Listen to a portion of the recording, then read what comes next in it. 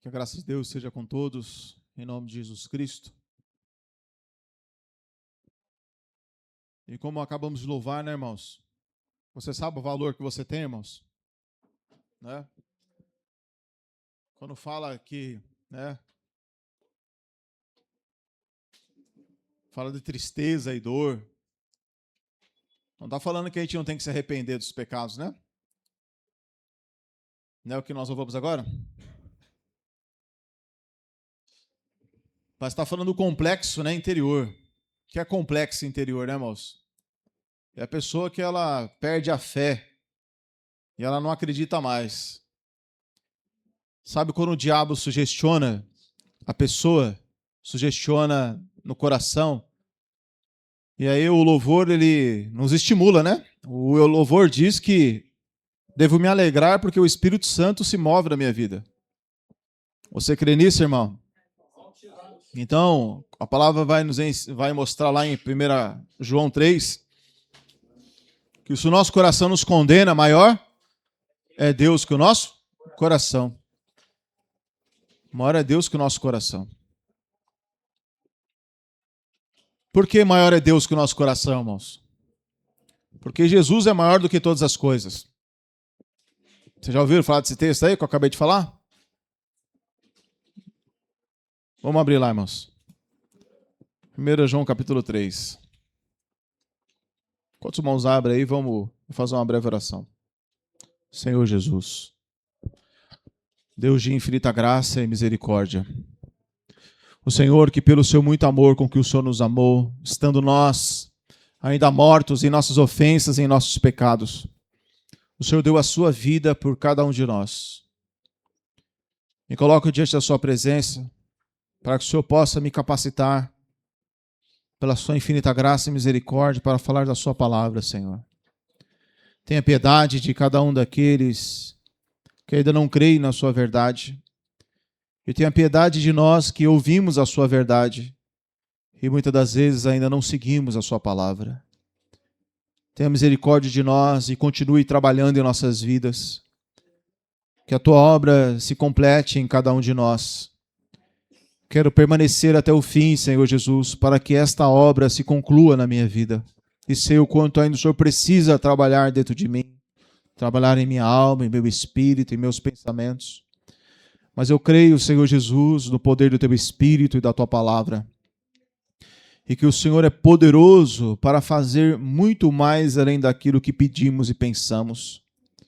Pois o Senhor considera as coisas que não são como se já fossem.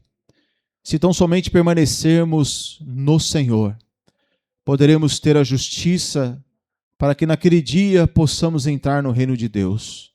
Obrigado, Espírito Santo, por essa grande obra que o Senhor tem feito em nossos corações. Tira da nossa vida tudo que não presta, tira da nossa vida toda a falsidade e todo o engano, para que possamos ser sempre sinceros diante da sua presença. E sendo sinceros, seremos limpos e purificados das nossas iniquidades. Em nome de Jesus. Em nome de Jesus. Amém, irmãos? Servir a Jesus, irmãos, é maravilhoso, irmãos. Servir a Jesus, irmão, é fundamental para a nossa vida. Eu quero servir a Jesus até o fim da minha vida, mano. Até o fim. E o que me faz permanecer até o fim, irmãos, eu creio, o que me dá força, me dá ânimo, é a esperança que eu tenho. Eu tenho uma esperança no meu coração, irmão, de um dia ver Jesus. Eu tenho essa esperança dentro de mim. Eu sonho com esse dia. Nem que for o último da fila. Mas eu quero ver Jesus, face a face. Eu quero conhecer aquele que um dia veio nesse mundo e morreu para me salvar.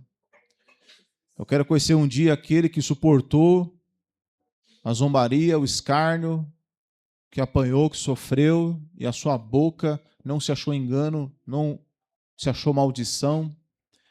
Eu quero conhecer um dia esse homem que veio nesse mundo, que se fez homem e foi aos céus. Intercede e que até hoje tem paciência comigo, até hoje tem misericórdia da minha vida e até hoje ele persevera na minha vida. E que se não fosse a misericórdia dele, eu estaria destruído. Então, o meu desejo é conhecer ele um dia, face a face. Conhecer ele face a face. E sei que não vou chegar lá pelos meus próprios esforços. Eu vou chegar lá pela misericórdia e pela justificação, pelo sangue dele. Mas uma coisa eu tenho certeza, irmãos, eu tenho que permanecer até o fim, para ser lavado, para ser purificado. Então, eu não posso olhar para a direita, para a esquerda, nem para trás. Eu tenho que continuar olhando para Jesus. Se você olhar para as suas lutas, você vai ficando para trás. Se você olhar para o pecado dos outros, você também fica para trás. Entendeu, irmãos? A gente tem que olhar para nós mesmos, buscar o arrependimento dos nossos pecados, das nossas iniquidades, olhar para Jesus e ver o quanto estamos longe ainda da estatura dele, e a cada dia ir buscando mais e mais, e não nos cansarmos de buscarmos a Deus. Por quê? 1 João 3, versículo 19, vamos ler todos juntos, irmãos, diz assim: e nisto conhecemos que somos da verdade, e diante dele asseguraremos o nosso coração. Olha que versículo importante, irmãos. Diante dele, o que, irmãos? Asseguraremos nosso coração. Como? Como que vamos assegurar? Como é que o nosso coração vai ter segurança? 20, irmãos, todos juntos. Sabendo que, se o nosso coração nos condena, maior é Deus do que o nosso coração, que conhece todas as coisas. Amados, se o nosso coração nos não condena, temos confiança para com Deus. Então, por que é, irmãos, que o nosso coração ele pode ficar em segurança? Por quê? Versículo 20 diz que se o nosso coração nos condena, maior é Deus. Então, o nosso Deus é um Deus que é maior. Ou como eu dizia quando era mais menino, mais maior. Não é assim que a gente fala? Deus é mais maior do que tudo. Deus é maior. Deus é maior, irmão. Se vocês lerem Hebreus, o livro de Hebreus, lá, irmãos, está falando de um povo, o livro já disse, é o livro de Hebreus, ou seja, para o povo judeu. Era uma carta direcionada para eles. Por quê? Porque eles queriam voltar para a lei. Eles queriam voltar para o judaísmo. Eles queriam voltar para trás. Eles não queriam mais seguir adiante. Eles estavam olhando para a antiga religião deles, dizendo, olha, eu vou voltar para a minha antiga religião. Por quê? Porque eu estou sofrendo perseguição, estão pegando tudo meu, é o espólio das minhas coisas, estavam sendo roubados, estavam sendo perseguidos. Então os judeus falaram, eu vou voltar para trás. Eu vou voltar a ser judeu. Ser cristão dá muito trabalho. Ser cristão é ser perseguido. Eu não quero isso para a minha vida. E aí o livro de Hebreus é escrito para mostrar justamente isso. Hebreus 1 vai dizendo que ele é maior do que os profetas, que ele é maior do que os anjos, que ele é maior do que Moisés. Capítulo 3. Capítulo 4, maior do que Josué. Capítulo 5, 6, 7, maior do que o sacerdote, maior do que o subsacerdote, maior do que as promessas do Antigo Testamento, maior do que a antiga aliança. E vai falando em todo o livro de Hebreus que Jesus é maior do que tudo, do que todos. As promessas melhores e maiores estão em Cristo. Então, a carta de Hebreus está dizendo o quê? Está dizendo justamente para que as pessoas olhassem para essas promessas. Que as pessoas olhassem para Jesus e vissem Jesus como maior. Ele é maior, irmãos. Nada pode ser trocado por Jesus. Sabe por quê, irmão? Porque Jesus é maior. Jesus é maior do que qualquer pecado que existe nesse mundo. Jesus é maior do que a glória desse mundo. Jesus é maior do que tudo. E as pessoas vão ser condenadas porque elas não conseguem reconhecer o como Jesus é maior. Como ele é maior, como ele é grande. E como as pessoas não conseguem reconhecer como Jesus é maior, então elas dão importância para outras coisas. Dão valor para outras coisas, buscam outras coisas, pensam em outras coisas, se dedicam para outras coisas e não se dedicam para Jesus. Por quê? Porque a mente é mundana. A mente é do mundo, do curso desse mundo. A mente é de Satanás. Satanás é quem governa a mente e o coração das pessoas. Por quê? Porque elas não conseguem entender, observar o quanto Deus é maior. Em Hebreus, não, lá em Mateus capítulo 12, irmãos, abram aí, Mateus capítulo 12. Olha que coisa interessante que a palavra vai nos ensinar.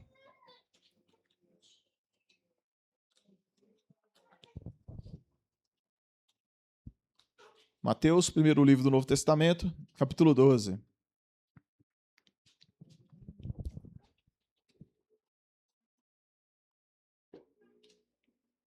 E cabe uma pergunta que Jesus vai falar aqui.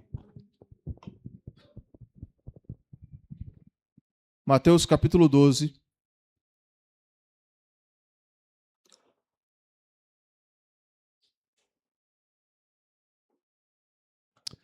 Versículo 38, diz assim: Então alguns dos escribas e dos fariseus tomaram a palavra dizendo: Mestre, quiséramos ver da tua parte algum sinal. Mas ele lhes respondeu e disse: Uma geração má e adúltera pede um sinal. Porém, não se lhe será dado outro sinal, senão do profeta Jonas. Pois, como Jonas esteve 3 dias e 3 noites no ventre da baleia, assim estará o Filho do Homem 3 dias e 3 noites no seio da terra. 41, irmãos, todos juntos. Os ninivitas ressurgirão no juízo com esta geração e a condenarão, porque se arrependeram com a pregação de Jonas. E eis que está aqui quem é mais do que? Jonas. Versículo 42. A rainha do sul, ou seja, de Sabá, né? Se levantará no dia do juízo com esta geração e a condenará, porque veio dos confins da terra para ouvir a sabedoria de Salomão. E eis que está aqui quem é mais do que? Então Jesus é maior do que Jonas e maior do que? Salomão. Então a rainha de Sabá, irmãos, ela veio da onde? Para ouvir Salomão. Veio da onde? O que está escrito aí? Dos confins da terra. O que significa isso, irmãos? Que a rainha de Sabá, ou que a rainha do sul veio da onde? Veio de perto ou veio de longe? Perto ou longe, irmãos? Longe. Para ouvir a sabedoria de quem? De Salomão.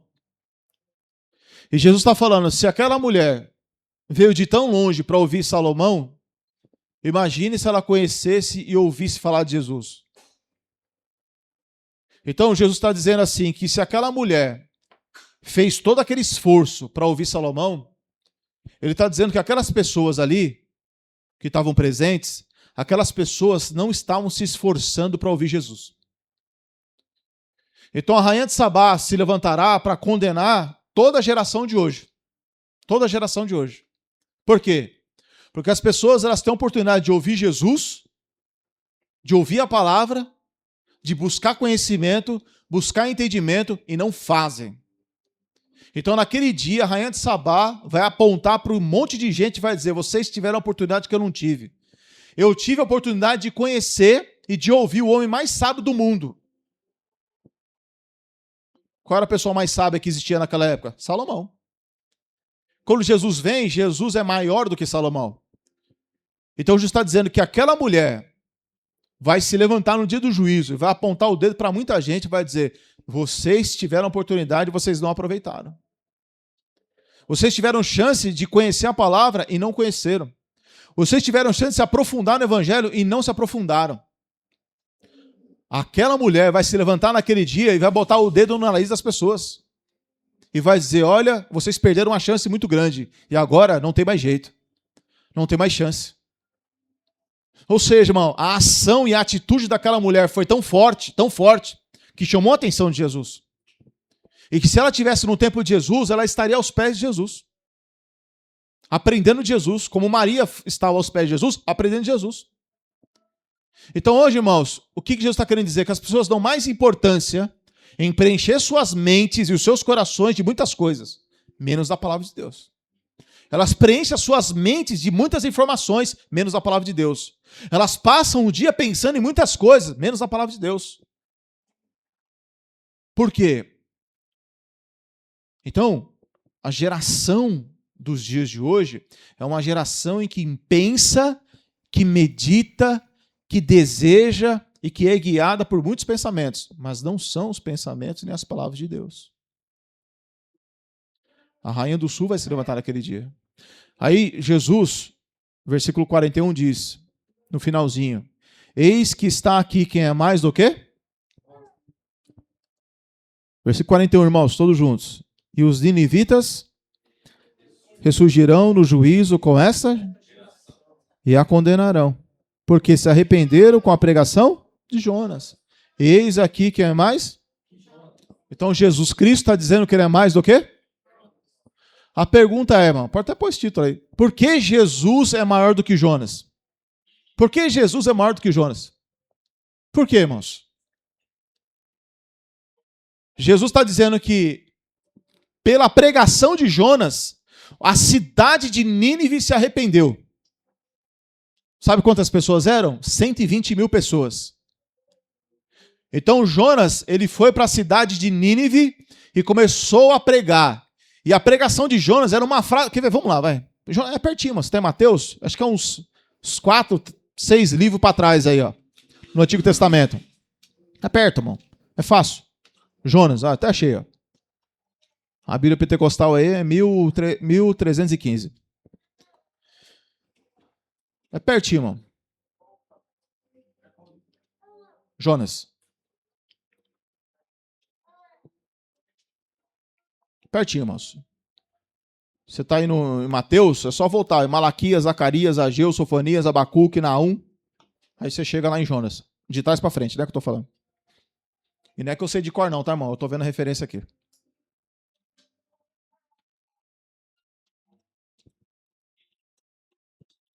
Tá longe, hein, filho? Tá longe aí. Vamos lá. Jonas capítulo 1, irmãos. Versículo 1 diz assim, ó. Veio a palavra do Senhor a Jonas, filho de Amitai, dizendo, levanta-te, vai à grande cidade de Nínive, reclama contra ela, porque a sua malícia subiu até mim. E Jonas se levantou para fugir diante da face do Senhor para Tarsis, e descendo a Jope, achou um navio que ia para Tarsis. Pagou, pois, a sua passagem e desceu para dentro dele, para ir com eles para Tarsis, diante da face do Senhor. Diante da face do Senhor. Bem, até aqui já está... Não, versículo...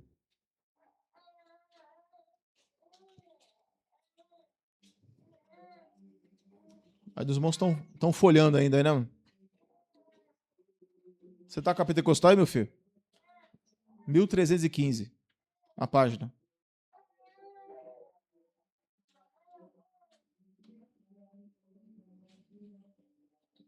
Ó, vou ler de novo, irmãos.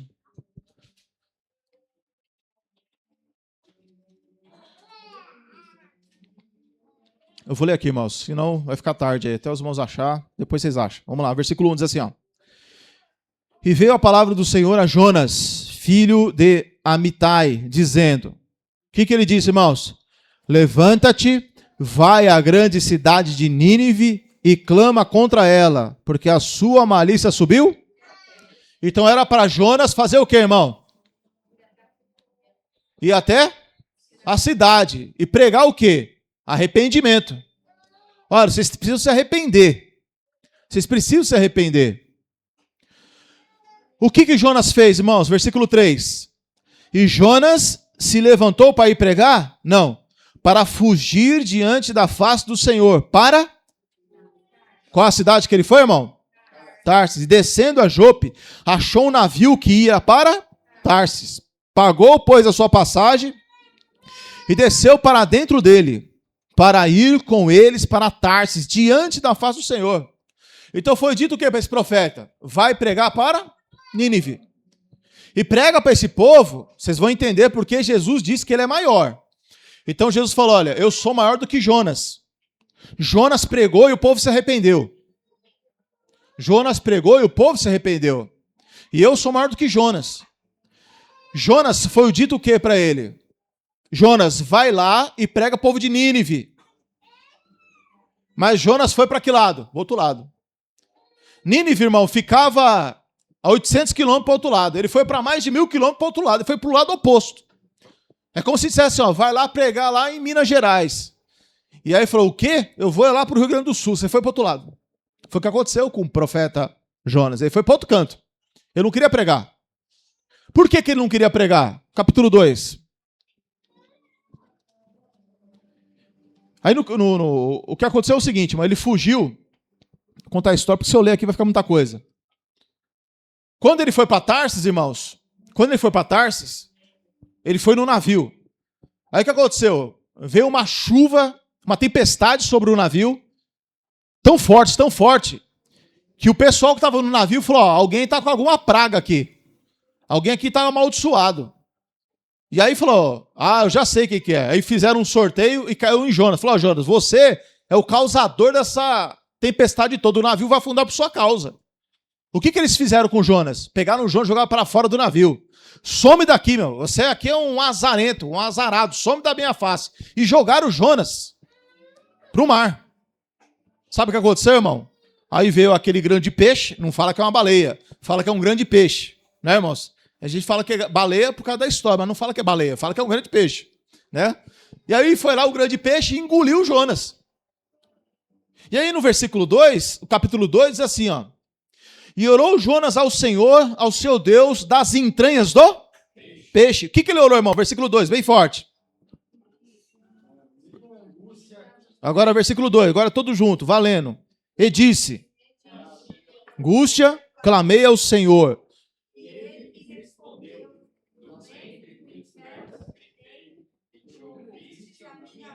Então quer dizer que ele estava onde, irmão? Ele estava no abismo, lá no estava longe. Estava longe, mas já estava condenado. E aí ele clamou. E o que aconteceu? Realmente aquele peixe foi lá e jogou ele para fora. Ó. Versículo 9, todos juntos, como é que diz aí? Com a voz do agradecimento. O que votei, pagarei. Do Senhor vem a salvação. E falou, pois, o Senhor ao peixe. E ele o quê, irmão? Vomitou na terra. Então ele foi para um lado, o peixe foi andando com ele, nadando, e chegou lá onde ele tinha que pregar. Então ele estava no navio, falou, ó, some daqui, seu azarado, e jogou ele para o mar. O peixe foi lá, engoliu ele, e ele foi lá, orou, me tira desse suco gástrico aqui desse peixe, né? Ele devia estar derretendo, sei lá o que estava acontecendo. Só sei que ele foi ouvido e o peixe levou ele e jogou ele em terra seca. E jogou ele aonde? Já próximo do local. Olha o versículo 1 do capítulo 3. Veio a palavra do Senhor segunda vez a Jonas, dizendo, levanta-te, vai à grande cidade de Nínive e prega contra ela a pregação que eu te disse. E levantou-se Jonas e foi a Nínive, segundo a palavra do Senhor. Era, pois, Nínive, uma grande cidade de 3 dias de caminho. E começou Jonas a entrar pela cidade de caminho de 1 dia, e pregava e dizia, ainda 40 dias e Nínive será destruída, subvertida. Versículo 5, irmãos, como é que diz aí? 1, 2, 3? E os homens fizeram o quê? Creram em Deus. Continua. E proclamaram um jejum e vestiram-se pano de saco, desde o maior até... Então, olha só, irmão. Qual foi a pregação de Jonas? O que ele pregou, irmãos? O que está escrito aí? 1, 2, 3. O que Jonas pregou? Os irmãos esqueceram, né? Mas vamos lembrar. Que é uma pregação longa que ele fez. Versículo 4, irmãos. 1, 2, 3. Versículo 4, irmãos. Valendo de verdade agora, né? Amém? É valendo? 1, 2, 3.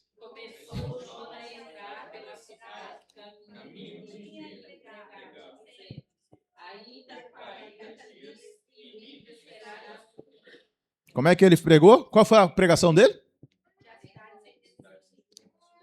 Ele pregou assim, irmãos. Ó, vou falar para os irmãos. Está escrito assim, ó. Ainda 40 e Nínive será destruído. Essa é a pregação dele. O homem que pregou só uma frase.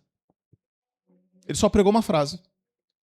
Ele ficou pregando assim, olha, e o verbo se fez carne e habitou entre nós, olha, Jesus te amou, derramou o seu sangue. Ele não pregou nada disso.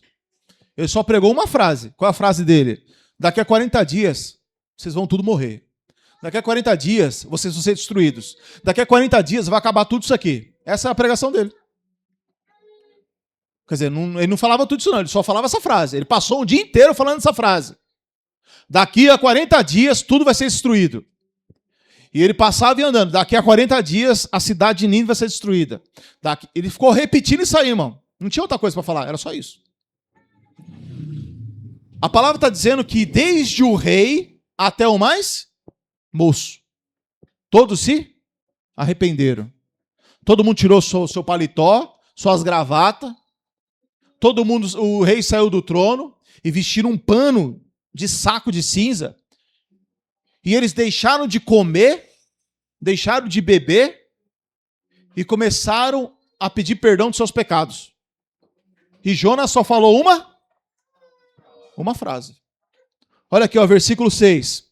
Porque esta palavra chegou ao rei de Nínive, e levantou do seu trono, tirou de si as suas vestes, cobriu-se de pano de saca, sentou-se sobre a cinza, e fez uma proclamação que se divulgasse em Nínive, por mandado do rei e dos seus grandes, dizendo: nem homens, nem animais, nem bois, nem ovelhas provem coisa alguma, nem lhes dê pasto, nem bebam água. Quem é que entrou no jejum aqui? Todo mundo. Até os animais. O arrependimento foi profundo, não foi? E Jonas só pregou uma frase. Continuando. Os homens e os animais estavam cobertos de pano de saco e clamaram fortemente a Deus e se converteram, cada um do seu mau caminho e da violência das suas mãos. Quem sabe se voltará a Deus e se arrependerá e se apartará do furor da sua ira, de sorte que não pereçamos? E Deus viu as obras dele, como se converteram do seu mau caminho. E Deus se arrependeu do mal que tinha dito que faria e não fez. Irmão, mas Deus se arrepende? Irmão, não estou falando desse... Estou falando de Jonas, amém? Estou falando de Jonas. Eu estou usando a figura de Jonas. Irmãos, guarde essa informação. Jonas só pregou uma frase, mas Jonas queria ir lá pregar para essa cidade? Não. Ele foi porque foi forçado. Então, primeira coisa, irmãos, é um pregador que não queria pregar. Esse pregador, Jonas, ele odiava o povo de Nínive. Ele queria que o povo de Nínive que era destruído mesmo. Era um pregador que detestava o público de Nínive. Ele não tinha amor, não tinha misericórdia, ele queria que todo aquele povo mesmo lá, era que viesse fogo do céu e queimasse todos eles. Vamos ver aqui. Capítulo 4, irmãos. Veja, o povo ouviu a mensagem, se arrependeu, até os animais jejuaram. Mas olha o capítulo 4, versículo 1, irmãos. Como é que diz aí? Mas desgostou-se Jonas extremamente disso e ficou todo irado, ressentido. Veja, o povo se arrependeu, porque olha o que diz o versículo... Irmão, vou passar do horário, amém? Obrigado. Versículo 8 diz: e os homens e os animais estavam cobertos de pano de saco e clamaram fortemente, e se converteram cada um do seu qual caminho, e da violência, quer dizer, eles deixaram de ser violentos e deixaram de ser maus. Eles passaram o quê, irmão? Eles passaram o quê? Eles passaram a praticar o que era justo, honesto, deixaram de ser picaretas, adúlteros. Eles deixaram de fazer o quê, irmão? De fazer a vontade do diabo, digamos assim. Não tinha esse conceito lá, não. Mas eles deixaram como se deixasse de fazer a vontade dos demônios, a vontade da carne, dos pensamentos. Eles se converteram. Se o marido era bruto, ele deixou de ser bruto. Se a mulher era rixosa, deixou de ser rixosa. Se o cara era murmurador, ele parou de ser murmurador. Se os filhos eram desobedientes, passaram a obedecer. Se as pessoas elas não se interessavam por Deus, passaram a se interessar. Ou seja, eles se converteram dos seus maus caminhos e da violência. Qual foi a pregação de Jonas, irmãos? Qual foi a pregação de Jonas, irmãos? Todos juntos? Ainda. Aí, irmão, versículo 4 do capítulo 3 aí. O que está escrito aí, irmãos? Capítulo. Ainda há 40 dias, Nínive será o quê? Destruída. Essa foi a pregação dele. Olha o versículo 1 do capítulo 4. Mas Jonas ficou o quê? Desgostoso, extremamente, e ficou irado. Por que ele ficou irado? 2. E orou ao Senhor e disse: Ah, Senhor, não foi isso que eu disse estando ainda na minha terra? Por isso me preveni fugindo para Tarsis, pois sabia que és Deus piedoso, misericordioso, longânimo, de grande benignidade e que se arrepende do mal. Jonas estava irado. Ele estava irado por quê? Porque o povo foi perdoado, salvo. Aquele povo não foi condenado. Por quê, irmãos? Porque Jonas queria que o povo fosse condenado. Você quer um pregador desse? Quer?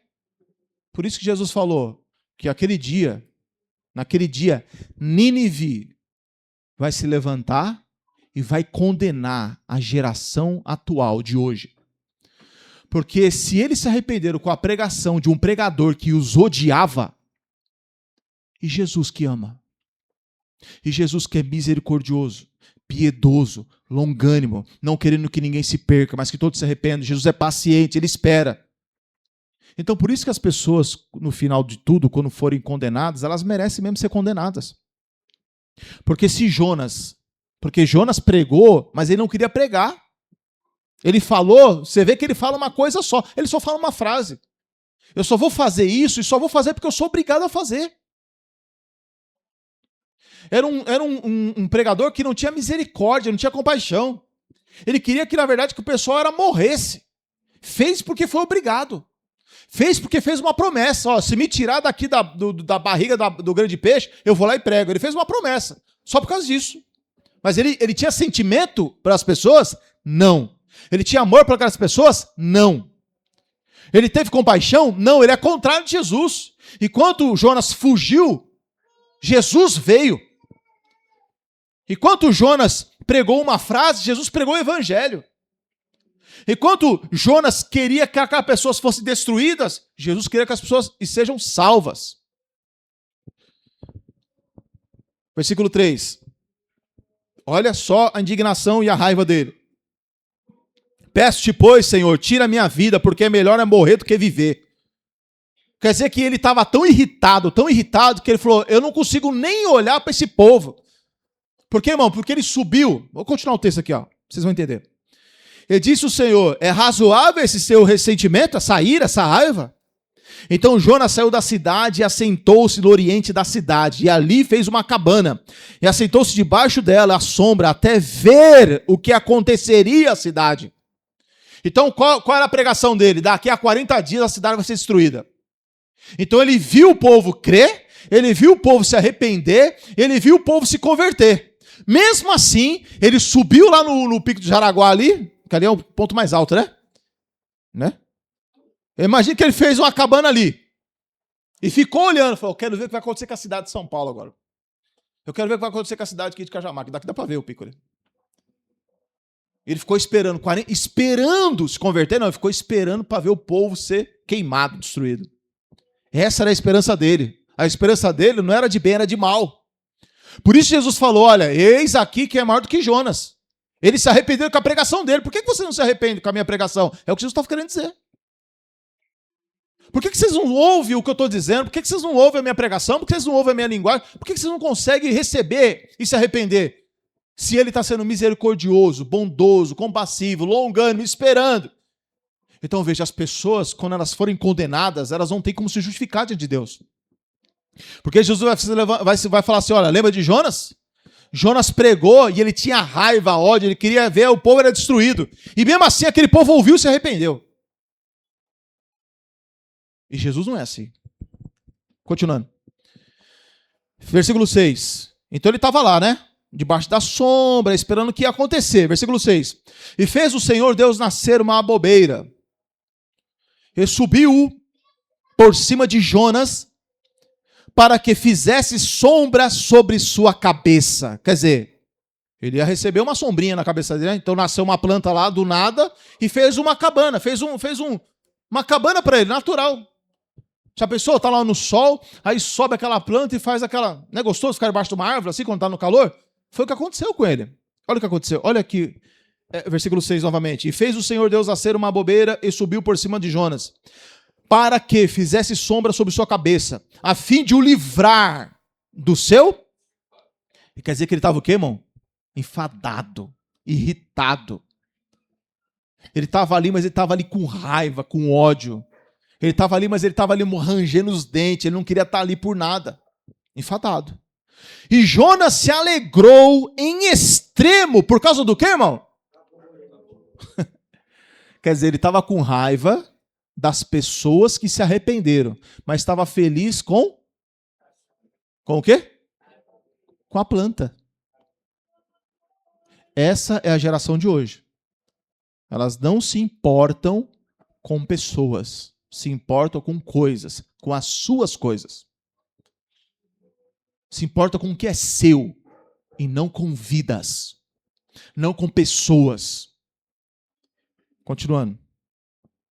Mas Deus enviou um bicho no dia seguinte, ao subir da alva, o qual feriu a abobeira, e a esta se secou. E aconteceu que, aparecendo o sol, Deus mandou um vento calmoso, oriental, e o sol feriu a cabeça de Jonas, e ele desmaiou.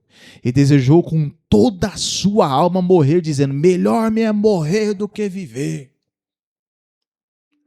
E disse Deus a Jonas: é acaso razoável que assim te enfades por causa da bobeira? E ele disse: é justo que me enfades a ponto de desejar até a morte? E disse o Senhor: tivesse compaixão da bobeira, da qual não trabalhaste, nem fizesse crescer, e que uma noite nasceu e a outra noite pereceu? E não hei de eu de ter compaixão da grande cidade de Nínive, em que estão mais de 120 mil homens, que não sabem discernir entre sua mão direita e sua mão esquerda, e também muitos animais? Termina com uma pergunta e não tem resposta de Jonas.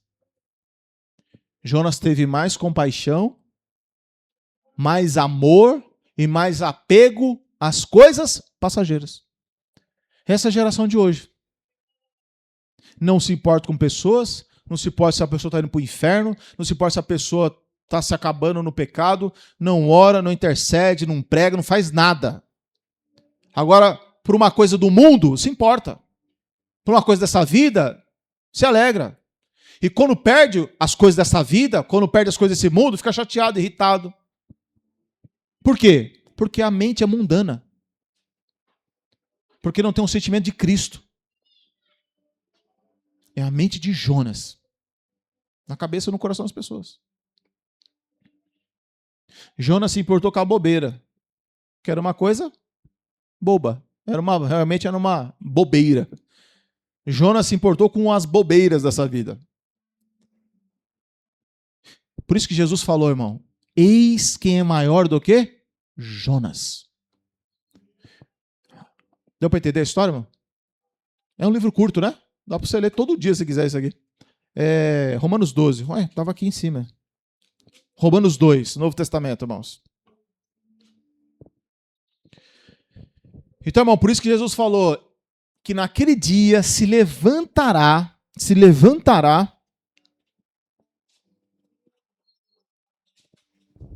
alguém assim.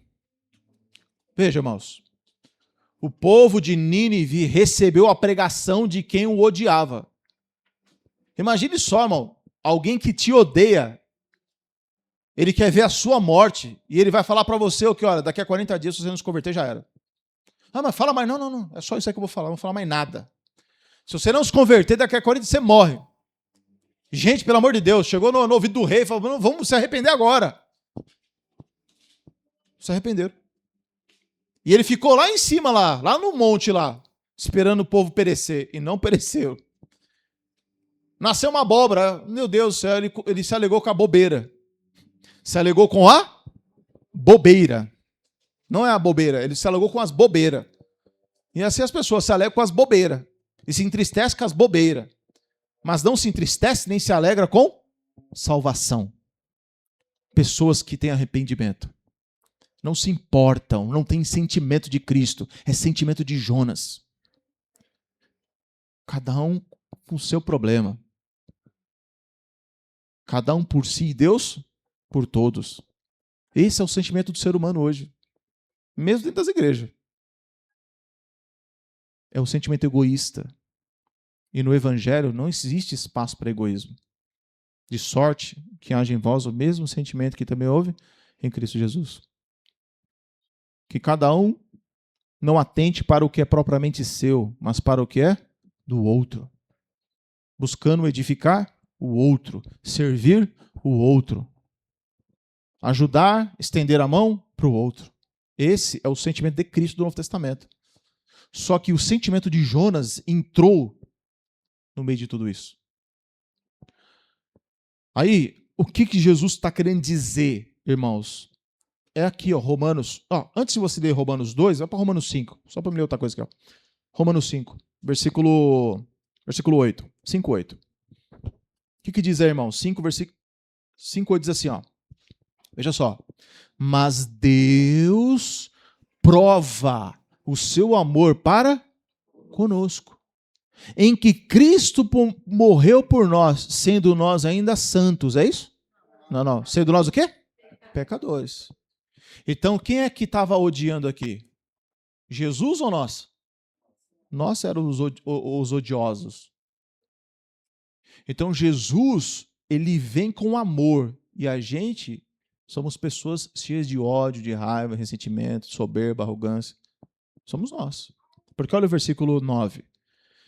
Logo, muito mais agora, sendo justificados pelo seu sangue, seremos salvos por ele, salvos da ira. Porque se nós, sendo o quê, irmãos? Inimigos. Quer dizer que eu e você, nós éramos o quê de Deus? Inimigos. Então veja a inversão. Enquanto Jonas era inimigo do povo e foi pregar para eles, Jesus é o contrário. Ele vem com amor e encontra o que nesse mundo? Inimigos, pecadores. Mas como é que eu sou inimigo? Porque nós éramos amantes do pecado, fazendo a vontade da carne dos... Então nós éramos inimigos de Deus. Então Jesus ele vem com amor, com paciência, longanimidade, não querendo que ninguém se perca. Vai para o capítulo 2 agora. 2, versículo 3, irmãos, diz assim, ó. Capítulo 2, versículo 3. E tu, ó homem, que julga o que fazem tais coisas, cuidas que fazendo-as tu, escaparás do juízo de Deus? Vamos ler todos juntos, irmãos, o versículo 4. Ou desprezas tu as riquezas da sua benignidade e paciência e longanimidade, ignorando que a benignidade de Deus te leva? Então o que acontece? As pessoas, elas desprezam. O que é desprezar? É dar as costas, é não se importar, é viver do jeito que a pessoa quer viver, pensar no que ela quer pensar, agir do jeito que ela quiser agir, fazer, andar, pensar. Ela não se importa com Deus. Então a pessoa está se desprezando o quê? Desprezando a benignidade. O que significa um Deus benigno? O que significa essa palavra benignidade? Todas as traduções estão benignidade? Bondade. Então as pessoas rejeitam o que? A bondade. Quer dizer que Deus é bom. Deus ele não está querendo que desça fogo do céu na nossa cabeça. Deus é bom. Ele quer o melhor para nós. Ele quer nos encher de vida, quer nos encher do Espírito Santo, quer nos encher da sua palavra, quer nos encher de paz. Ele quer controlar a nossa vida. Ele é bom. As pessoas fazem o quê? Despreza. Despreza o que mais, irmãos? O que está escrito aí? Ó? Despreza as riquezas da sua bondade e benignidade e paciência. E o que mais? Longanimidade, mano. As pessoas desprezam o quê? A paciência e a longanimidade. Quer dizer, Deus está esperando, está esperando, está esperando. Está esperando a pessoa orar, está esperando a pessoa ler a palavra, está esperando a pessoa se arrepender daquele pecado, esperando a pessoa se arrepender do que ela falou mal. É o que aconteceu. Jonas foi lá e pregou. O que o pessoal se arrependeu? Se arrependeu das maldades e da violência. É o que Deus está esperando as pessoas hoje. Então Deus é o quê? Longânimo, paciente. Aí está dizendo que a bondade de Deus nos leva ao arrependimento. Por quê? Você começa a pensar, puxa, Deus é tão bom comigo. Olha, se Deus me julgasse agora, eu ia ser condenado. Porque, irmão, só nessa semana, o que você pensou de mal? O que você falou de mal? O que você sentiu de mal? Quantas vezes você pensou mal de alguém, falou mal de alguém? Mesmo se for o governo que aumentou a gasolina. Se você falou mal. Falar mal, mano, é pecado. Ah, mas é do governo, é pecado também, mano. Essa época, irmão, é o pessoal mais peca, porque vai falar mal de todo mundo, né? Então, irmão, quantos pecados você cometeu e eu cometi essa semana? Se Deus fizesse para você hoje, olha, baseado no que você fez, no que você falou, no que você pensou, no que você sentiu, eu vou dar sua sentença. Eu e você ia para onde? Baseado nisso. Eu ia para o lago de fogo, inferno.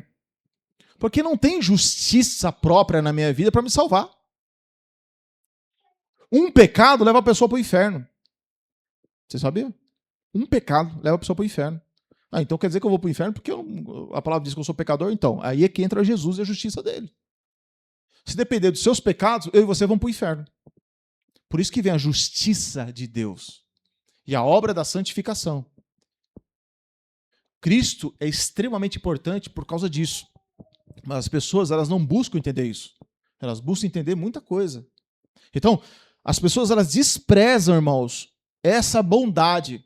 Porque se você parar e pensar o seguinte, peraí, eu mereço o inferno, eu mereço o lago de fogo, eu mereço todas as maldições da lei. Não é que, não, nós merecemos todas as maldições de Deuteronômio 28, irmãos. Só não recebemos por causa de Cristo. Não é por bondade nossa. Não é porque somos bonzinhos, é por causa de Cristo. Cristo nos resgatou da maldição da lei, porque se depender da gente estava lá.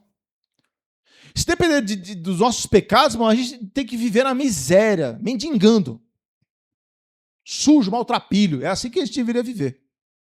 Se depender da sua vida, da minha vida, dos meus pecados, era para nós estar lá. Não pensa que eu e você estamos bem por causa de nós mesmos. Lógico, você trabalha, estuda, não é disso, você se esforça.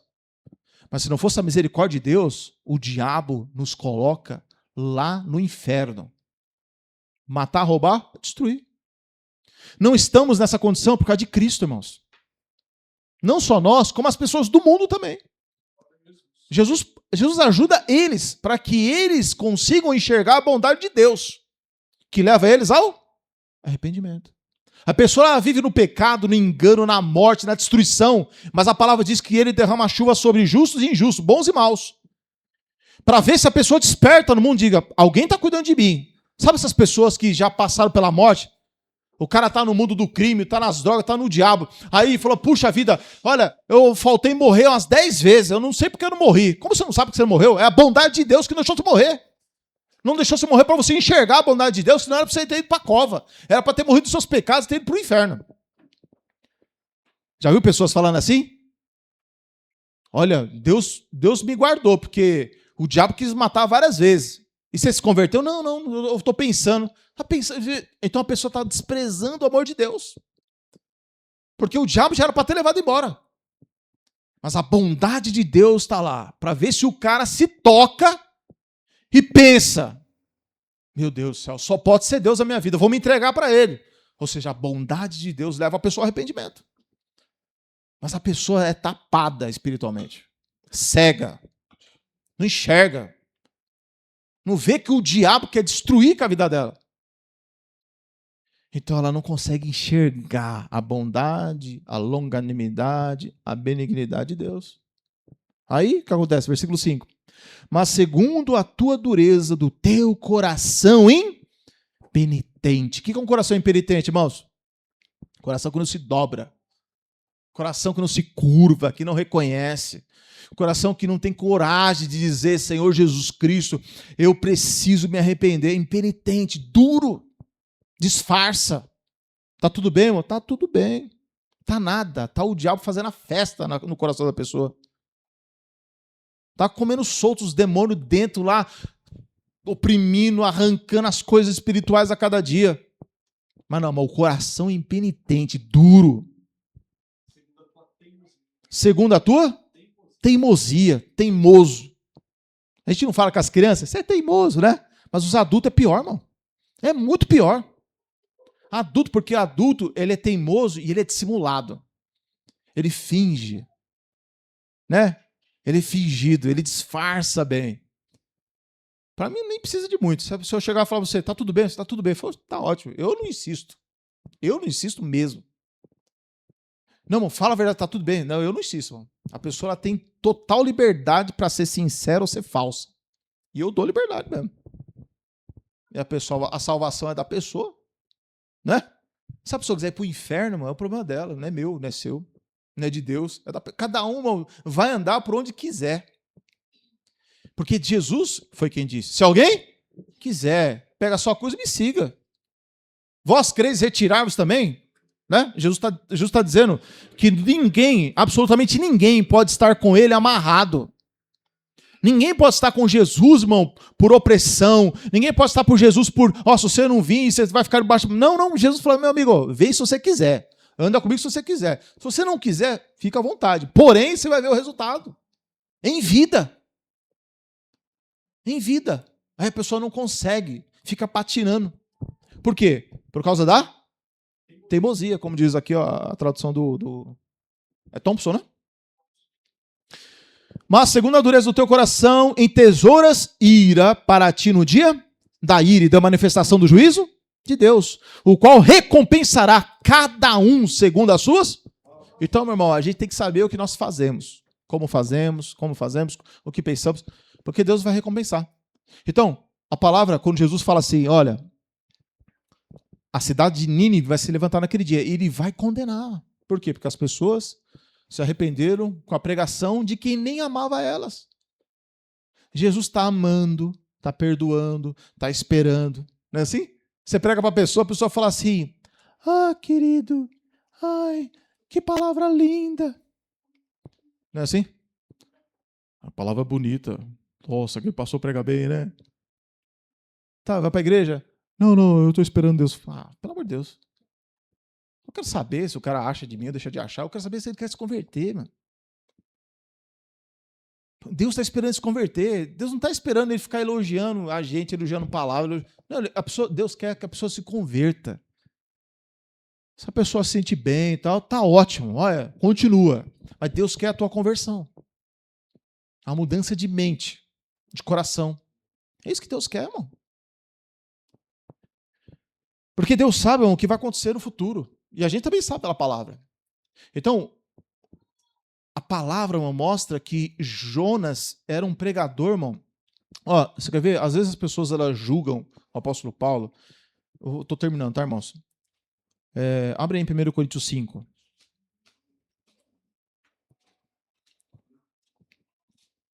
Coríntios 5, irmãos.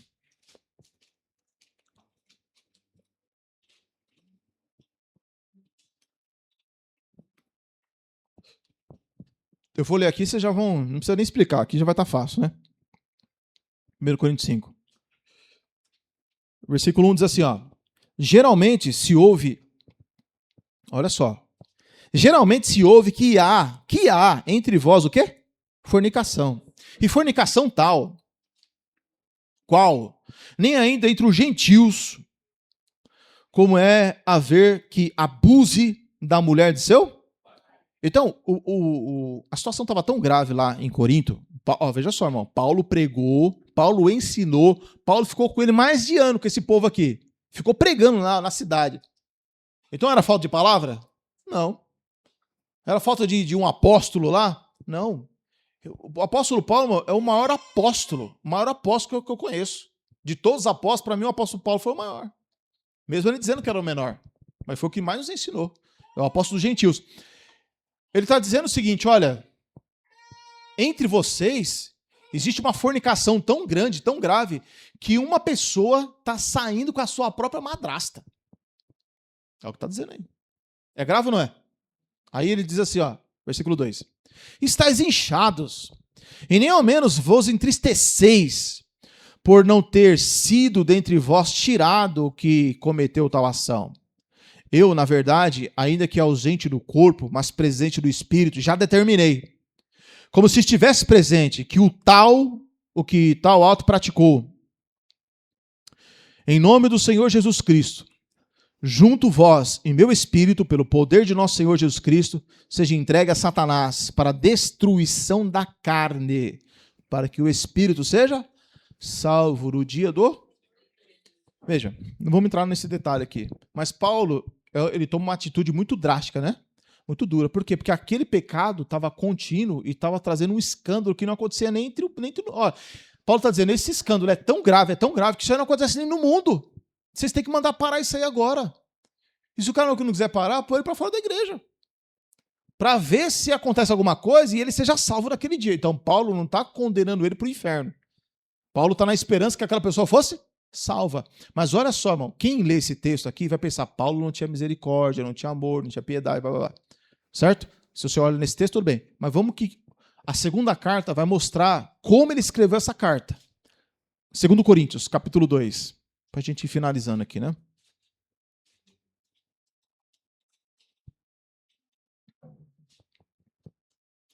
Segundo Coríntios, capítulo 2. Paulo escreveu aquela primeira carta, que na verdade era a segunda, mas enfim. Escreveu aquela carta, depois escreveu essa aqui. Versículo 1 diz assim, ó. Mas deliberei isto comigo mesmo, não ir mais ter convosco em tristeza. Porque se eu vos entristeço, quem é que me alegrará? Senão aquele que por mim foi contristado? Escrevi-vos isto mesmo para que, quando lá for, não tenha tristeza da parte dos que deveriam me alegrar, confiando em vós todos de que a minha alegria é a de todos vós. 4, irmãos, como é que ele escreveu a carta? Todos juntos. Porque em muita tribulação e angústia do coração vos escrevi, com muitas lágrimas, para que vos entristeceis, não para vos entristeceis, mas para que conheceis o amor que abundantemente vos... Então, Paulo escreveu aquela carta com raiva, com ódio. Ele escreveu com o sentimento de Jonas? Não. Ele escreveu com lágrimas, porque ele sabia que a carta dele ia ser uma carta dura. Ele sabia que a carta que ele ia escrever era uma carta que iria ferir, que ele iria machucar as pessoas. Porque ele estava corrigindo aquelas pessoas. E se vocês lerem do capítulo 1 até o capítulo 16 de 1 Coríntios, é só correção. Ele vai corrigir porque havia contenda entre os irmãos, inveja, um achava que era maior, era Paulo, outro era Apolo, não sei o quê. E aí no capítulo 3 ele fala sobre isso, no capítulo 4 ele fala que as pessoas estavam usando coisas fora da palavra. No capítulo 5 ele fala daquele caso que acabamos de ler. No capítulo 6 ele fala de irmãos que colocavam outro irmão na justiça. No capítulo 7 tinha prostituição, tinha uma bagunça total na parte do casamento. 8, o pessoal comia comida sacrificada aos ídolos. Capítulo 9. E aí ele vai falando, tinha problema na ceia. Era uma bagunça a igreja. Que ele tinha fundado, que ele tinha pregado. Mas o povo não estava obedecendo. Quando ele escreve a carta, ele não escreve a carta com raiva, com ira, com ódio, com o sentimento de Jonas. Não, ele escreve chorando, angustiado. Você já aconteceu isso? Você corrige uma pessoa, você se sente mal. Você falou, oh, meu Deus do céu, aquela pessoa ficou triste, mas foi necessário ter falado aquilo. Você não faz com sentimento de raiva. Eu já vi muitos pregadores fazer isso, mano. Que corrige uma pessoa, mas com sentimento de raiva, de ódio. Que vai pra cima, com força, com violência. Homens, mulheres, já vi fazer isso aí. Porque tem que falar mesmo, porque se eu não fizer, quem vai fazer, não sei o que, a pessoa vai pra cima, com raiva, com ódio, e a pessoa fica lá, murcha, entristecida, e a pessoa não tem sentimento, não tem misericórdia. O apóstolo Paulo, ele teve compaixão, misericórdia do que ele escreveu. Ele não fez aquilo com raiva, com ódio. Não fez que nem Jonas. É só ler o texto, versículo 5. Porque se alguém me contristou, não me contristou a mim, senão em parte, para vos não sobrecarregar a vós todos. Aí ele diz, basta o tal essa repreensão feita por muitos. De maneira que, pelo contrário, deveis antes perdoar-lhe e consolá-lo, para que o tal não seja de modo algum devorado de demasiada tristeza. Então Paulo está falando o quê? Essa pessoa que a gente pôs para fora, traz ela para dentro de novo. Ela está cheia de tristeza, ela se arrependeu, traz ela, ama ela de novo, confirma o amor. Versículo 8. Pelo que vos rogo que confirmeis para com ele o vosso amor. E para isso vos escrevi também, para por essa prova, saber se sois obedientes em tudo. Em tudo. Então o apóstolo Paulo está dizendo, traz ele para a comunhão, perdoa eles, ama ele. Então o apóstolo Paulo, ele escreveu aquela carta, mas com sentimento de Cristo. Ele não foi com raiva, com ódio. Não. O sentimento do apóstolo Paulo era o sentimento de Cristo. Olha no capítulo 13, vamos finalizar por aqui. Capítulo 13, 2 Coríntios aí. Capítulo 12, na verdade.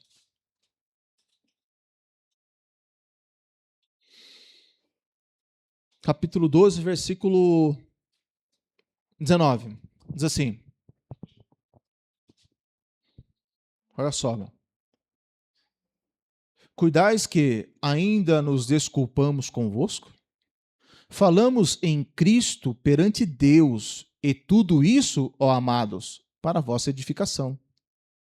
Vamos ler todos juntos? O versículo 20 diz assim, porque receio que quando chegar, vos não ache como quereria, e eu seja achado de vós como não quereríeis, e que, de alguma maneira, haja pendências, invejas, iras, porfias, detrações, mexericos, orgulhos. Quer dizer, Paulo escreveu aquela carta, estava escrevendo essa segunda, e quando ele chegasse lá, ele ia encontrar o quê? Tudo isso aqui. Como é que você ia ficar, irmão? Como é que eu ia ficar? Você corrigiu aquela pessoa, mandou uma carta para ele se arrepender, para eles mudar de vida. Aí manda a segunda carta, e quando ele chegasse lá, ele ia encontrar como a igreja? Olha a lista que ele escreveu aí. Como é que você ia reagir, irmão? Você ia reagir como Cristo ou como Jonas? Fala a verdade, irmão. Como é que você ia reagir, irmão? Você tem paciência? Quando uma pessoa erra, você vai lá e tem misericórdia? A pessoa erra de novo, você vai lá e tem misericórdia? A pessoa erra de novo, você tem longanimidade? Porque longanimidade é isso aí. Longanimidade, irmão, não é a pessoa errar uma vez e você já jogar lá fora, descartar. Não. Longanimidade é você ter paciência, uma paciência longa. Ah, mas eu não tenho esse dom. Isso não é dom, isso é fruto. Qual é o fruto do Espírito? Caridade, gozo, paz, longanimidade, benignidade, bondade, fé, mansidão e temperança. O que é o fruto do Espírito? Fruto. Foi pregado essa palavra daqui, não foi? Fruto do Espírito. Imagina uma mexerica. A mexerica é uma fruta, não é? Mas tem quantos gomos lá dentro? Vários. Imagine que cada goma ali é caridade, gozo, paz, longanimidade. Mas está tudo uma mexerica só. O fruto do Espírito é um só. Não tem essa de, eu tenho a caridade, mas eu não tenho longanimidade. Não esquece. Tu tá encaixado só numa coisa só. Tudo tem que funcionar. Por isso que a obra da santificação é essa. Então, irmão, como é que nós vamos agir diante de uma situação dessa? Entendeu, irmão?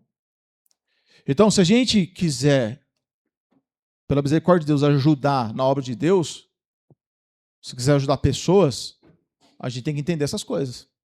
Se a gente não entender essas coisas, a gente age que nem Jonas. Olha, continuando. Versículo 21, irmãos. Como é que o apóstolo Paulo vai agir? Versículo 21. 1, 2, 3. Depois ele vai chegar e vai encontrar tudo isso. Versículo 21, como é que diz aí? E quando for outra vez, o meu Deus me humilhe para convosco, e eu chore por muitos daqueles que dantes pecaram e não se arrependeram da imundícia, prostituição e desonestidade. Irmão, explica, irmão, pelo amor de Deus, quantos têm coragem de fazer isso? Coragem, irmão, de se humilhar. Olha o que está escrito, irmãos. Estou terminando, tá, irmãos? Quando eu for outra vez, o meu Deus me humilhe. O meu Deus me humilhe para convosco, e eu chore por muitos daqueles que pecaram e não se arrependeram. Parece que Paulo vai buscar arrependimento pelos outros. A pessoa lá pecou, a pessoa lá errou, a pessoa é desobediente, a pessoa fez um monte de coisa de errado, pecaminosa, e ainda Paulo vai lá, e quando chega lá, ele vai pôr a cara no pó e vai chorar pelo pecado dos outros. Você entendeu o sentimento aí, irmão? A gente faz isso, irmão? Chora pelo pecado dos outros? Os outros pecaram, cada um se vire. Eu vou cuidar da minha vida. Olha o tamanho do egoísmo nosso. Paulo mandou uma carta, mandou se arrepender, não se arrependeram, mandou outra carta e falou, quando eu chegar aí eu vou encontrar isso, isso e isso. Quando eu chegar aí, que o meu Deus não me deixe irado, não me deixe nervoso, não me deixe revoltado, que ele me humilhe.